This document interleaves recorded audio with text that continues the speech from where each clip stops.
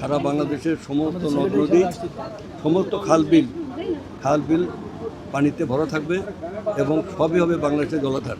এদিকে একদিকে যেমন কৃষক বিনামূল্যে পানি পাবে, আর আমাদের কৃষিকার্ডের পরিকল্পনা হচ্ছে স্বল্প মূল্যের সার, বিনামূল্যে পানি। এটা হলো কৃষকের গণতন্ত্র। এই গণতান্ত্রিক অধিকারকে আমরা প্রতিষ্ঠিত করতে চাই।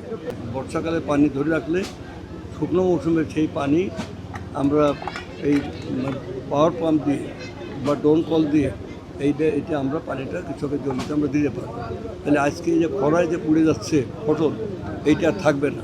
খাল খনন কর্মসূচি সফল হলে চাষিরা সহজেই কৃষিকাজের পানি পাবেন, এতে ফসলের উৎপাদন বাড়বে মন্তব্য করে সংস্কৃতি বিষয়ক মন্ত্রী নিতাই রায়চৌধুরী বলেছেন, খাল খননের মাধ্যমে কৃষক একদিকে যেমন বিনামূল্যে পানি পাবেন, অন্যদিকে স্বল্প মূল্যে সার ঔষধ প্রদানের পরিকল্পনা সরকারের রয়েছে, যার ফলে কৃষিতে বিপ্লব ঘটবে। শুক্রবার দুপুরে ফরিদপুরের বোয়ালমারী উপজেলার নদিয়ার চাঁদ এলাকায় খাল খনন কাজের উদ্বোধনকালে তিনি এসব কথা বলেন। এ সময় তিনি আরও বলেন, 2008 সালের পরে দেশে কোনো সুষ্ঠু নির্বাচন হয়নি। বিগত ফ্যাসিবাদী সরকারের সময়ে নির্বাচনের আগেই দিনের বেলায় অর্ধেক ভোট আর রাতের বেলায় বাকি অর্ধেক ভোট সম্পন্ন করা হয়েছে।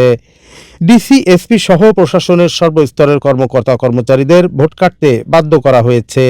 এ সময় বিশেষ অতিথি হিসেবে বক্তব্য দানকালে ফরিদপুর 1 আসনের বিএনপির সাবেক সংসদ সদস্য খন্দকার নাসিরুল ইসলাম বলেন, গুপ্তরাই তেল নিয়ে তেরেসমতি কারবার করছে। তারা নানাভাবে তেল রিজার্ভ করে কৃত্রিম সংকট তৈরি করছে।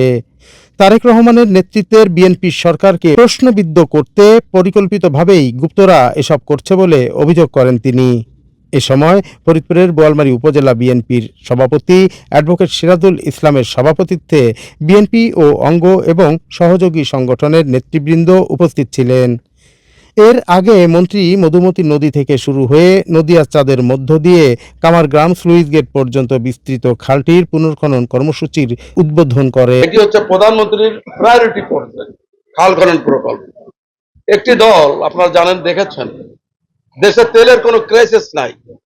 গত বছর এই সময় যে তেল গভর্নমেন্ট সাপ্লাই করেছিল, এই গভর্নমেন্ট, বিএনপির গভর্নমেন্ট, তারেক রহমান সাহেবের গভর্নমেন্ট ইতিমধ্যে 4 গুণ বেশি তেল সরবরাহ করেছে এই মাসে, কিন্তু ক্রাইসিস শেষ হচ্ছে না।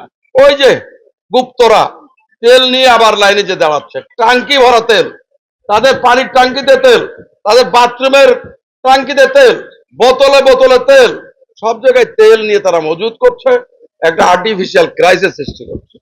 এই খাল খননটা জিয়াউর রহমান সাহেব, শহীদ রাষ্ট্রপতি জিয়াউর রহমান সাহেব শুরু করেছিলেন এদেশের মানুষের ভাগ্যের পরিবর্তন করার জন্য। খাল খননের মাধ্যমে ব্যাপকভাবে লক্ষ লক্ষ হেক্টর জমিতে উৎপাদন বেড়েছিল। উনি ইরিগেশন প্রবর্তন করেছিলেন। পরবর্তীতে যারা এসেছে তারা এই প্রকল্পটাকে জিয়াউর রহমান সাহেবের সৃষ্ট প্রকল্প বলে সেটাকে আর কন্টিনিউ করেন নাই। আপনার কাছে আমি দাবি করবো, চাই যে আমাদের এই খালের পাশ দিয়ে আমাদের একটা পাহাড় আছে, সেই পাহাড়ে যদি এই খালের সংযোগ করে দেওয়া হয়, তাহলে পুরো এলাকা পানি পাওয়ার সুবিধা হবে।